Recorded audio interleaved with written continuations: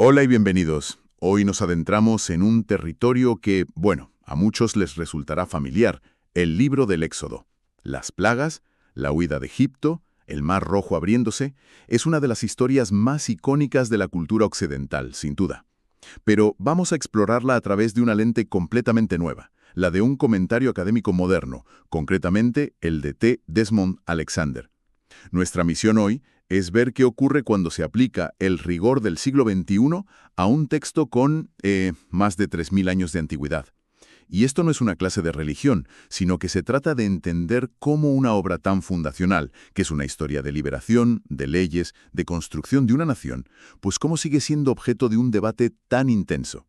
Analizaremos su estructura, las polémicas sobre su autoría y la eterna pregunta: ¿cuánto hay de historia en esta historia? Cerrados en una biblioteca. Su ambición es ser un puente. Un puente. Sí, un puente entre el mundo del antiguo Israel y el lector de hoy, ya sea un estudiante, un profesor o, bueno, simplemente alguien con curiosidad.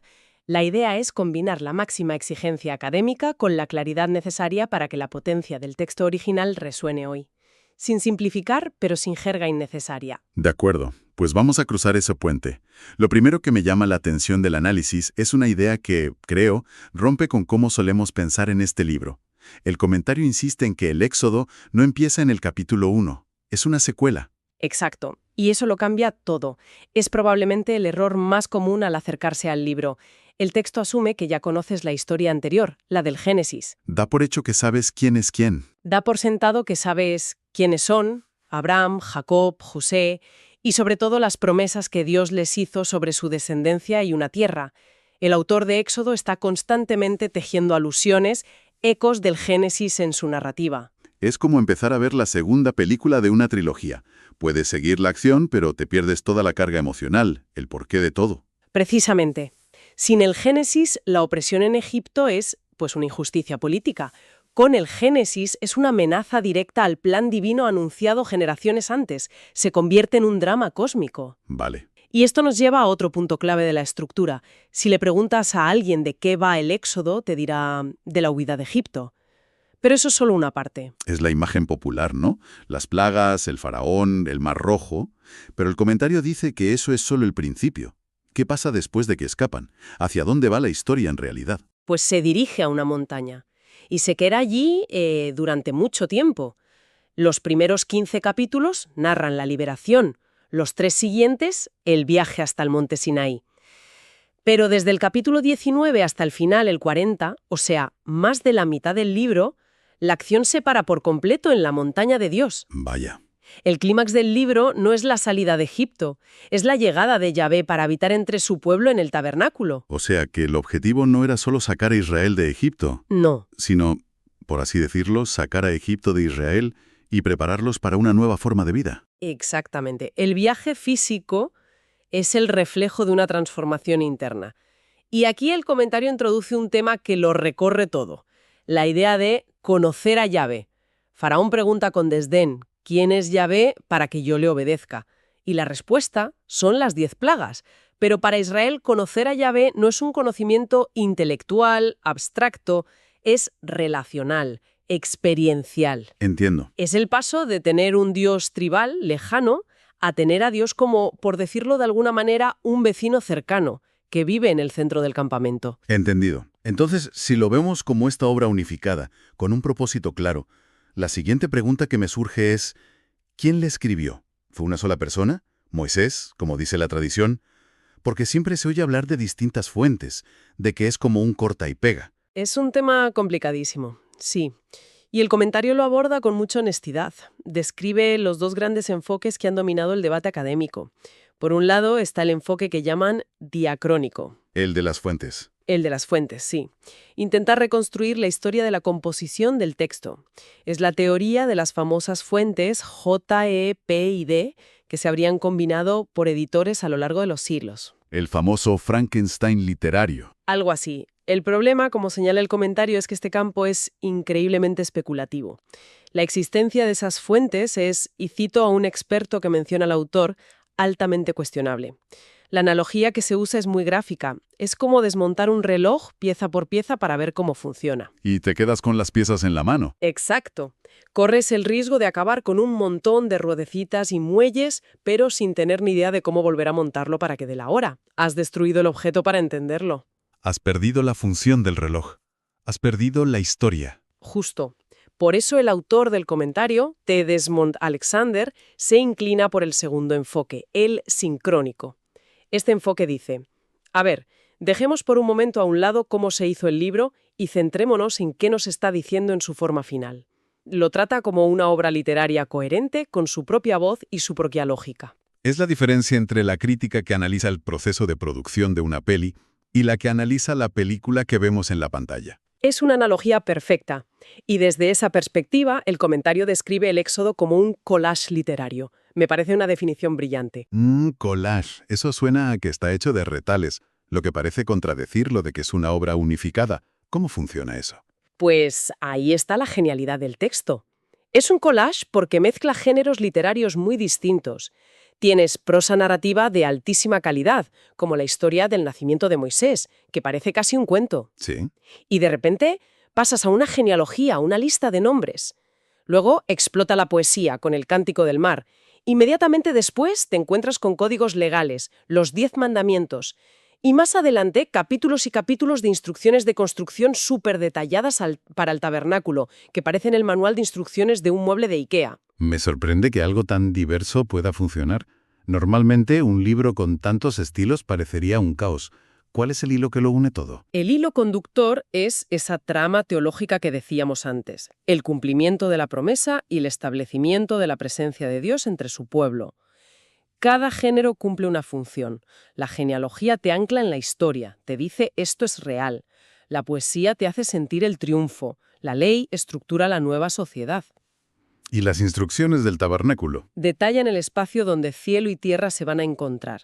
La mezcla de géneros es una herramienta narrativa potentísima, no un defecto de edición. Esto nos lleva, claro, a la pregunta del millón. ¿Sucedió realmente? ¿Cuánto de esto es historia y cuánto es, pues, mito o leyenda? El elefante en la habitación. El comentario se enfrenta a esto de forma muy directa. Reconoce que para la mentalidad moderna, post-ilustración, que parte de presupuestos naturalistas, O sea, que los milagros no ocurren. claro, para esa mentalidad la conclusión evidente es que debe ser ficción, no hay otra. Pero el comentario no se queda ahí, ¿verdad? No. Argumenta que ese mismo presupuesto naturalista es también en sí mismo un artículo de fe, una creencia filosófica que no se puede demostrar y que por tanto puede ser cuestionada. Dicho esto, no se limita a una defensa basada en la fe. Analiza las evidencias y subraya que la tradición del Éxodo no es una invención tardía, está arraigada en todo el Antiguo Testamento, en las leyes, en los salmos, en los profetas. Es la piedra angular de la identidad de Israel. ¿Y qué dice la arqueología? Que suele ser el campo de batalla. El comentario entra en el debate sobre las fechas, que es un auténtico campo de minas. Totalmente. Y presenta las dos teorías principales. La primera es la que sitúa el Éxodo en el siglo XIII a.C., durante el reinado de Ramsés II. Esta es la fecha que muchos asocian con la historia, en parte por las películas. Por los 10 mandamientos, claro. La evidencia principal es que el texto dice que los esclavos hebreos construyeron la ciudad de Ramsés, que se identifica con Pi-Ramsés, la capital de este faraón. Parece una conexión bastante directa. ¿Cuál es el problema? El problema es la cronología. El comentario señala que, si bien la conexión del nombre es fuerte, la cronología interna de la Biblia es muy difícil de encajar en el reinado de Ramsés II.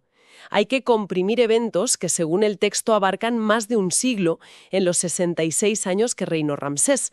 Los números simplemente no cuadran. Vale. Entonces, si la fecha del siglo XIII es problemática, ¿cuál es la alternativa? La otra gran teoría, que el comentario sugiere que tiene un respaldo creciente, sitúa el evento mucho antes, en el siglo XV a.C., alrededor del 1447.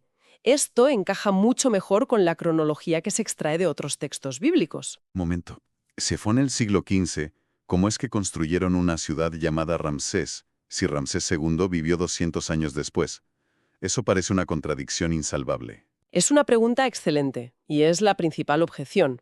La explicación que ofrece el comentario es la del anacronismo. La idea es que un autor posterior, escribiendo para su público, actualizó el nombre antiguo de la ciudad por el que era conocido en su tiempo. Ah, El lugar existía en el siglo XV, pero se llamaba Avaris o Perunéfer, y era una ciudad egipcia importante con mucha población semita. El autor posterior simplemente usó el nombre moderno, Ramsés, para que sus lectores supieran a qué lugar se refería. como si en un texto sobre la historia de Nueva York se usara ese nombre para hablar de algo que ocurrió cuando aún se llamaba Nueva Ámsterdam. Exactamente ese es el fenómeno. Y esta fecha del siglo XV, además, encaja con la evidencia arqueológica de una gran construcción con ladrillos de adobe en ese lugar, en Avaris, en la época del faraón Tutmosis III, que reinó justo en esas fechas. Pero el comentario también admite que el puzzle no encaja a la perfección. Menciona que Jericó es un problema para esta datación. Cierto, y es importante recalcarlo. El autor es muy honesto. Admite que la interpretación de los datos arqueológicos, sobre todo en sitios como Jericó, es muy controvertida. La conclusión no es dogmática, es de una cautela académica muy saludable.